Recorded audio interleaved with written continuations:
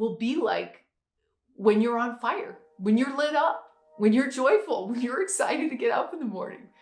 It's the stuff of miracles. And it started to make me think that consciousness, our ability to create our realities, is born out of joy and joy alone.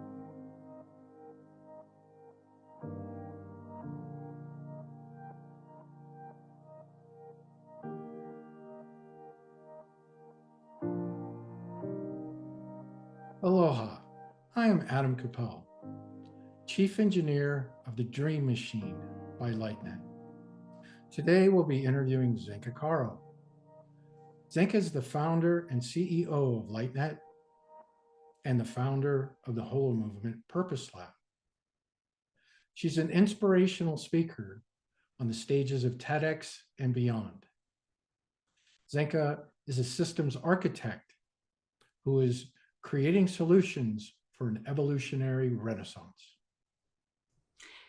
My purpose is to really redefine consensus reality and expand what we believe is possible. Because there's incredible people in this world doing incredible things. And if someone can do it, then others can do it.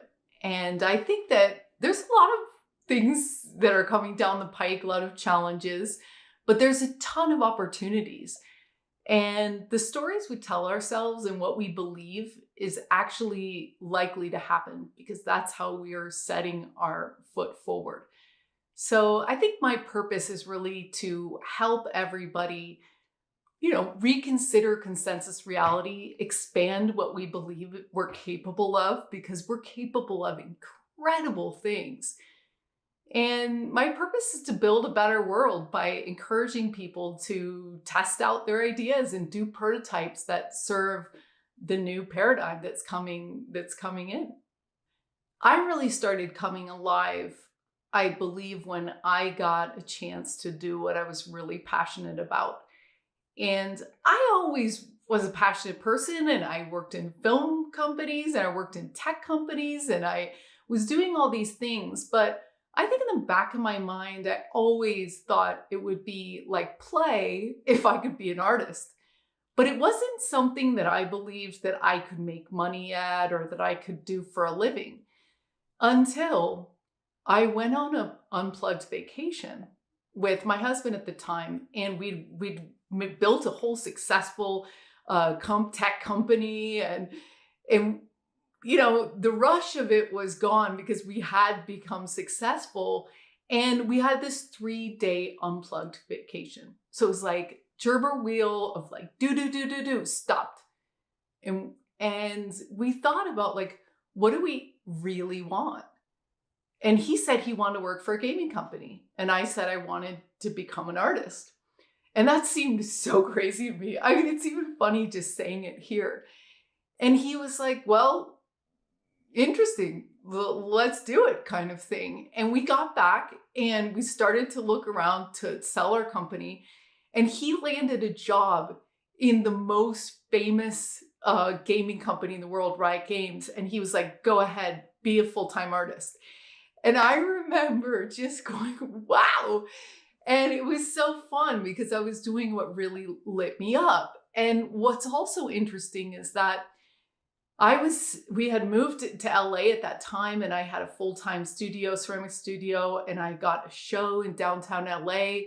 And for some reason, I got it in my head that I was going to sell 80% of the show. And I think I said that over and over to myself for 3 months. This is the power of belief in your mind. I don't even know if I actually believed I could do it. I just was like, oh, sell 80% of the show. And the craziest thing happened. So I had some sales at the opening, I had some other sales, and then all of a sudden, this woman walked in from Delta Airlines and she bought like 60% of the show. And all of a sudden, I had sold 80% of the show exactly, down to the exact number. And I thought, wow.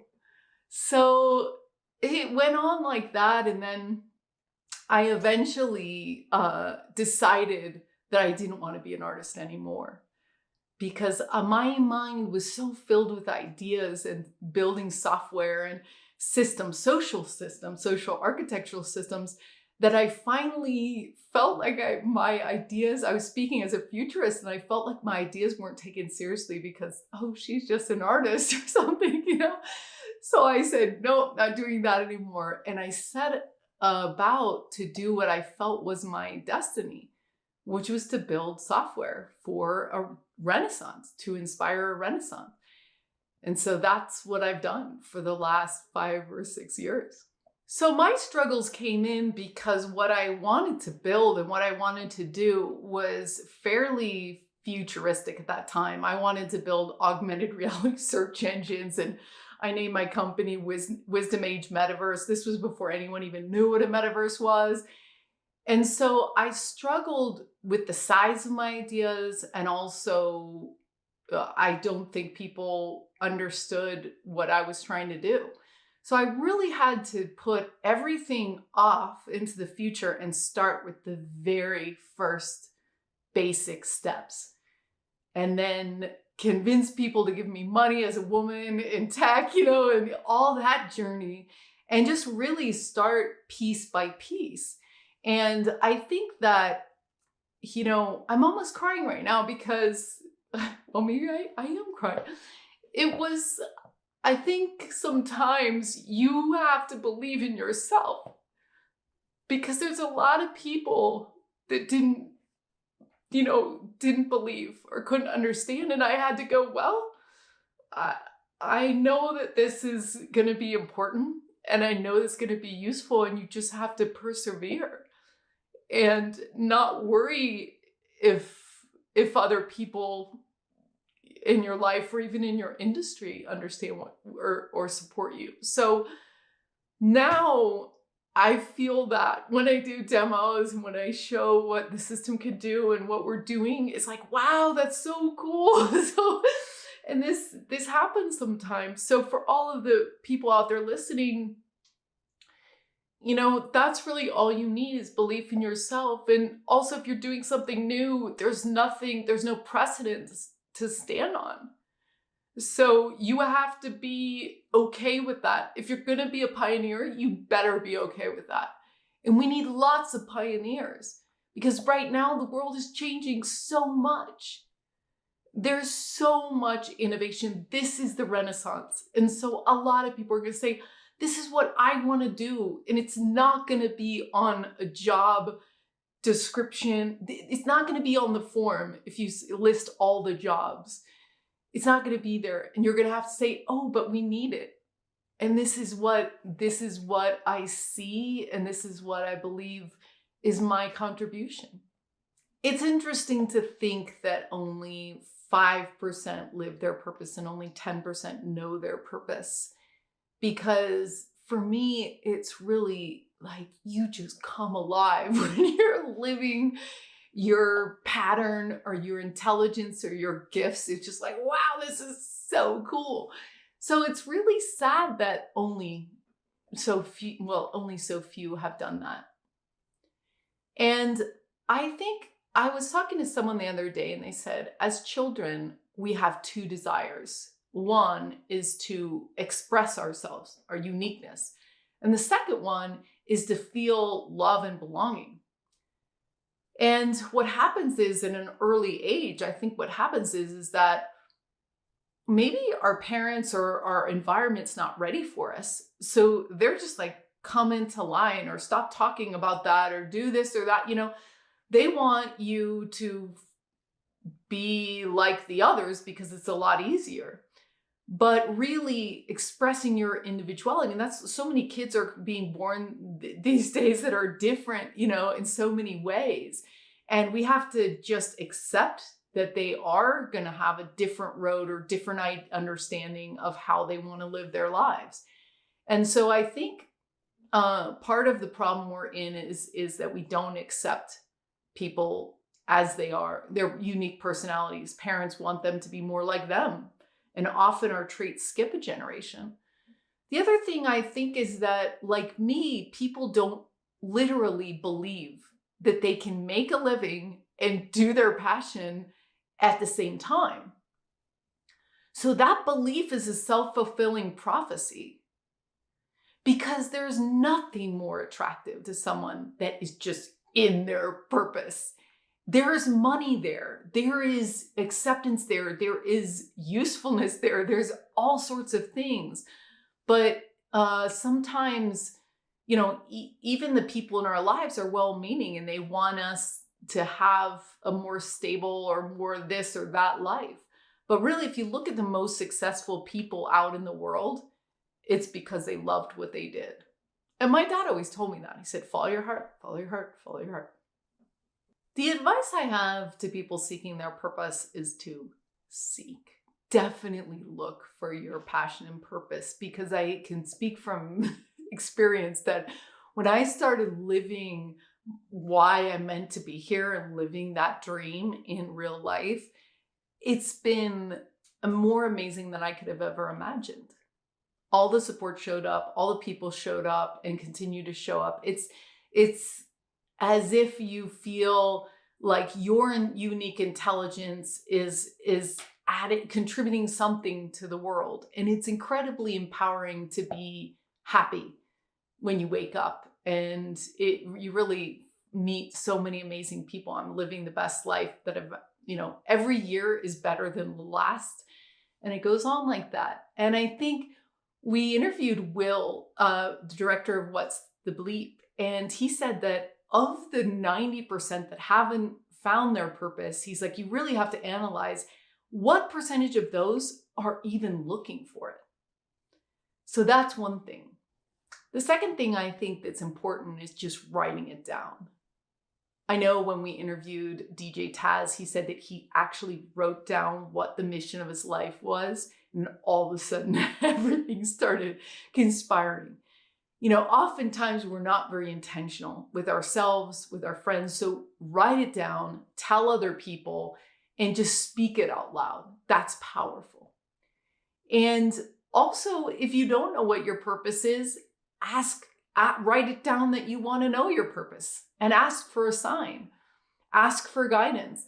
Oftentimes you're going to meet someone or you're going to do something. So holding that intention is really, I think, important. So the effect I've had on other people while living my purpose is contagion, joy contagion, probably. But it's also, this is what we base LightNet on, is the 4-minute mile. If I can figure out how to live my purpose and get paid to be a social architect and a futurist, you can do anything. We can inspire each other that dreams come true, that our true life's purpose will be taken care of. We will find the way. And I think to some extent, that's what's so beautiful, is that if you take the high road, then you're inspiring another person to take the high road. If you believe in yourself, you're inspiring someone else to believe in themselves, right? Because we take the cues on that. And I think that the effect I've had in other people is what we built. Straight up. We have LightNet, which is saying, okay, nothing's impossible, and we'll show you. So we have impossible labs, and we do everything from helping people find their purpose to helping people get out of addiction, whether they're quitting coffee or something else. We also do a spoon bending lab. So we teach people how to bend spoons, which seems absolutely ridiculous, but people do it. And that's what's so unbelievable, because we're starting to understand consciousness and quantum physics, and it's very strange. Like, wait a minute. And then we apply that to talking to past loved ones, and also to things like getting out of a wheelchair. That's one of our labs. There are some people who got out of a wheelchair somehow, even though the doctor said not going to happen. So what did they do? So I think it's really inspiring to collect these stories, so that of the 4-minute mile and the 100th monkey, because we really can pave a new path for ourselves. The Holomovement and LightNet have collaborated to bring the Purpose Lab into existence as an available tool for everybody out there that are searching for their calling and their passion. And the way it works is that we interviewed 100 people, and we looked for patterns. We analyzed what they said and looked for their methods, the books they read, the movies they saw. Did they travel? Did they not travel? We looked for patterns. And we put that into the LightNet search engine and its pie charts based on each person's leap map, we call it. They leapt into their best life. And then we mash up how everyone did that of the 100. And we're going to keep going and keep going. The next step is inviting people who don't know their passion and purpose into a group of 8 to 12 with someone who's already done it, that they know their passion and purpose, and say, hey, we've got 8 weeks. Let's figure it out. And we have different modules, going through Gene Keys, for example, or sitting down and really meditating back to before you were 7, or setting the intention, the group intention. And we look at our success rate. So we make it fun. We make it easy. And in that process, all of those people go out and interview more people, their next door neighbor, whoever they know that have found their purpose. So pretty soon we have a mentorship program. We have a belief that you can do it. You have a community supporting you make those leaps, taking away those blocks of, oh, it's impossible, or I'll never be able to. Well, you can. And we are going to enjoy that process. Because to me, this is the most fundamental question of all. Why are we here? Why are you here? Me answering that question has just changed my life drastically. It's like that Joseph Campbell quote that says, follow your bliss and doors will open that you didn't even know existed. You cannot possibly imagine what your life will be like when you're on fire, when you're lit up, when you're joyful, when you're excited to get up in the morning. It's the stuff of miracles. And it started to make me think that consciousness, our ability to create our realities, is born out of joy and joy alone. And so it's really important that we find that way to help others and to bring that sort of reciprocal joy. Is like, my win is your win, is my win, is your win, is my win, is your win. And it's like the Holomovement. It's love in motion, is what Emmanuel says. Love in motion. What would the world be like if everyone was living their purpose? Well, it would just be incredible. Because, there's all these quotes like, if a small amount of people can change the world, in fact, it's the only thing that ever has. Imagine if the Renaissance was filled with all these people who are lit up, ready to get up in the morning, excited to get up in the morning, to bring their unique genius. Because there are no mistakes here. Everyone was born with a unique genius. We just we aren't encouraged to figure that out. And then we run away from the challenges. So I knew nothing about astrology, and someone did astrology for me like a couple years ago, and they were like, oh yeah, your North Node, you need to provide for yourself. You need to deal with money. I'm like, what? I was like, wait a minute. That's the thing I run away from. Finance, all this. I'm like, can someone else do that? But no. So your evolution, there's a part of your destiny in your life that is the hardest part of it. And that's the part you run away from. But when you face it and you go, no, I'm going to actually lean into this. I can actually do this. That's where you have all the wind at your back, because that's your mountain. And we all have a mountain. So with your thing that you love, then you take that and you go, I'm going to climb the mountain. And then you get real chemistry happening. Then you really can have the impact you've always wanted, because you've mastered your own evolution. And isn't that why we're here?